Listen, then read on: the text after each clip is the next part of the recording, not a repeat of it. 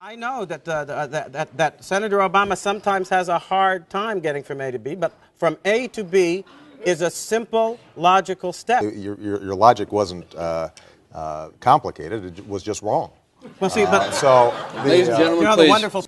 And I want you to raise your hand if you believe English should be the official language of the United States.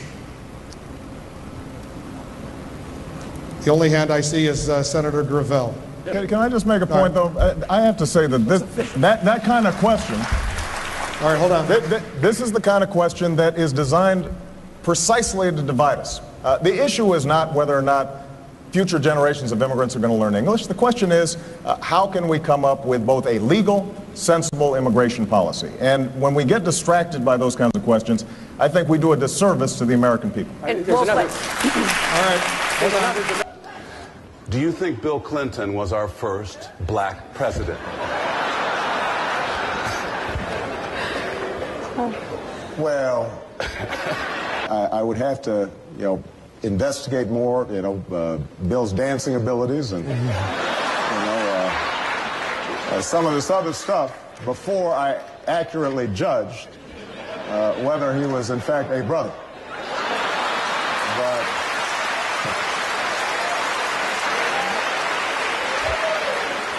I think it's highly responsible or irresponsible for people who are running for the presidency and seek that office to suggest we may be willing unilaterally to invade a nation here that we're trying to get to be more cooperative with us in Afghanistan and elsewhere. I think it was wrong to say what he did in that matter. I find it amusing that those who helped to authorize and engineer the biggest foreign policy disaster in our generation are now criticizing me for making sure that we are on the right battlefield and not the wrong battlefield in the war against terrorism.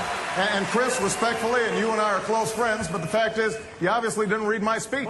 Chris, if we have actionable intelligence on al-Qaeda operatives, including bin Laden, and President Musharraf cannot act, then we should. Now, I think that's just common sense. I don't know about you, Senator, but for us to authorize, the fact of the matter is that when we don't talk to the American people, we're debating the most important foreign policy issues that we face.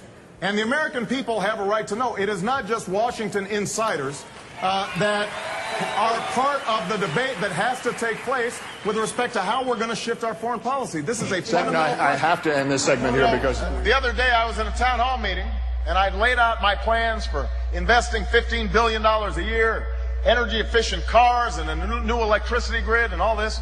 Somebody said, well, what can I do? What can individuals do? So I told them something simple. I said, you know what? You could inflate your tires to the proper levels, and that if everybody in America inflated their tires to the proper level, we would actually probably save more oil than all the oil that we'd get from John McCain drilling right below his feet there, wherever it is that he was gonna drill.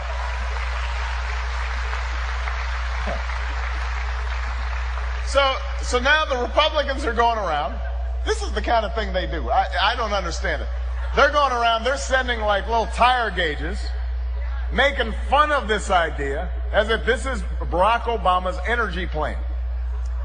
Now, 2 points. One, they know they're lying about what my energy plan is, but the other thing is they're making fun of a step that every expert says would absolutely reduce our oil consumption by 3 to 4%.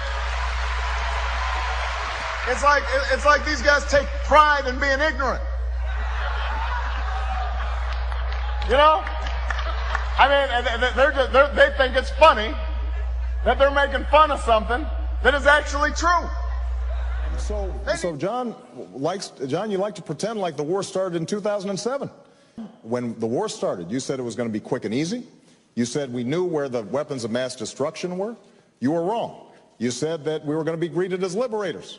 You were wrong. You said that there was no history of violence between Shia and Sunni, and you were wrong. And so the question is, Senator Obama was wrong about Iraq and the surge. He was wrong about Russia when they committed aggression against Georgia. And in his short career, he does not understand our national security challenges. We don't have time for on-the-job training, my friend. You know, Senator McCain in the last debate and today again suggested that I don't understand. It's true. There are some things I don't understand. I don't understand how we ended up invading a country that had nothing to do with 9/11, while Osama bin Laden and Al-Qaeda are setting up base camps and safe havens to train terrorists to attack us. That was Senator McCain's judgment, and it was the wrong judgment. When Senator McCain was cheerleading the president to go into Iraq, he suggested it was going to be quick and easy. We'd be greeted as liberators. That was the wrong judgment, and it's been costly to us. So you're saying that this is a Republican problem and not one that you bear any responsibility for? Well, Julie, give me an example of what I might do. Just trying to clarify your Well, statement. no, but I'm trying to clarify the question. What I'm suggesting is I've put forward a plan that calls for serious spending cuts, serious entitlement reforms, goes right at the problem that is at the heart of our long-term deficit problem. So what more do you think I should do? Okay, I just want to clarify. You know, because if people have a Super suggestion... Tuesday, so I wonder if you might weigh in on some of your potential Republican opponents. Mitt Romney has criticized you on Iran and said hope is not a foreign policy. He also said that you are America's most feckless president since Carter. Yeah. What would you like to say to Mr. Romney? Good luck tonight. No, really. Really? And in this election, all of you had the opportunity to choose between two fundamentally different visions of how you grow America.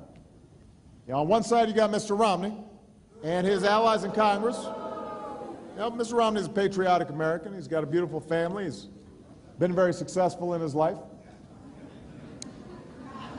But, no, he is. But we have not made the progress we need to make to put people back to work. That's why I put out a 5-point plan. And Governor Romney says he's got a 5-point plan. Governor Romney doesn't have a 5-point plan. He has a 1-point plan.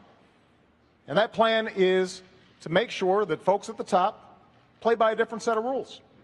Our Navy is older, our Navy is smaller now than any time since 1917.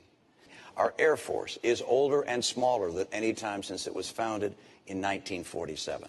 I think Governor Romney maybe hasn't spent enough time looking at how our military works. You mentioned the Navy, for example, and that we have fewer ships than we did in 1916. Well, Governor, we also have fewer horses and bayonets because the nature of our military has changed. the rights of LGBT Americans is... Yeah, hold on a second. Okay, you know what? No.